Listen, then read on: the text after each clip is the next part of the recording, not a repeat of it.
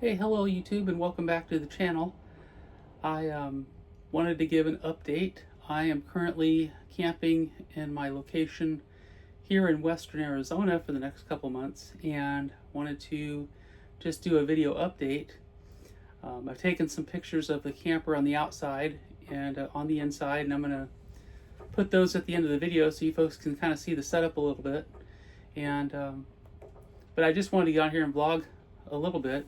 I went up to Quartzsite, Arizona, and I went to the market, the big outdoor market they have there, and I checked it out. It was pretty cool. They had some great deals there. I'm actually going back next week to get my hair colored there.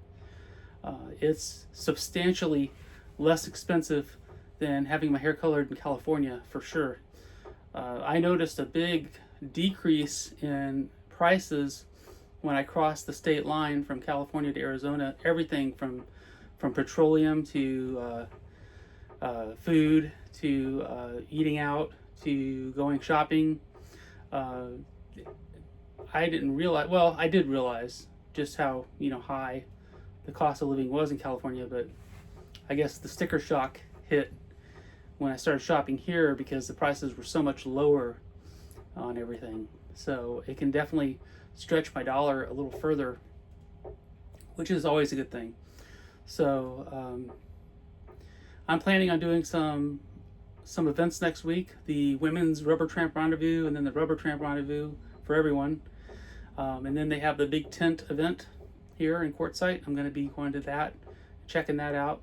I've also recently acquired a solar panel with a charge controller. The trailer is wired for solar, so I just needed a panel and a charge controller so that I don't overcharge the battery with the solar panel. So, but I met some really knowledgeable people that brought me up to speed on solar and the basics of how it works and everything. So now I can boondock and still continue to have reliable power source and not have to run a generator. Because in the RV community, that's kind of looked down upon, running a generator, because it's noisy and it disturbs the peace and so forth and so on. So, not to mention, you have to constantly have a supply of petrol to keep the thing going, and it needs oil changes and maintenance, and it's heavy to lug around a generator. Whereas a solar cell just needs sunlight or light in general. It's not perfect. You have to take into account the days that it rains or it's cloudy out. You may not get much of a charge, but it's still a pretty reliable source of power for the trailer. Now here at the campground, I'm plugged into shore power and shore water, so it's not a big deal to need solar right now, but I am looking at the possibility of, in the future, doing some boondocking on BLM land, and just bringing water with me for the tank for the cassette toilet, and also for me to just have potable water to drink and cook with.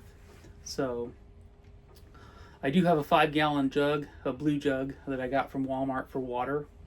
And if need be, I can always get another one, have 10 gallons. You can have 5 or 6 gallons for drinking and cooking, and then 3 to 4 gallons for the cassette toilet tank.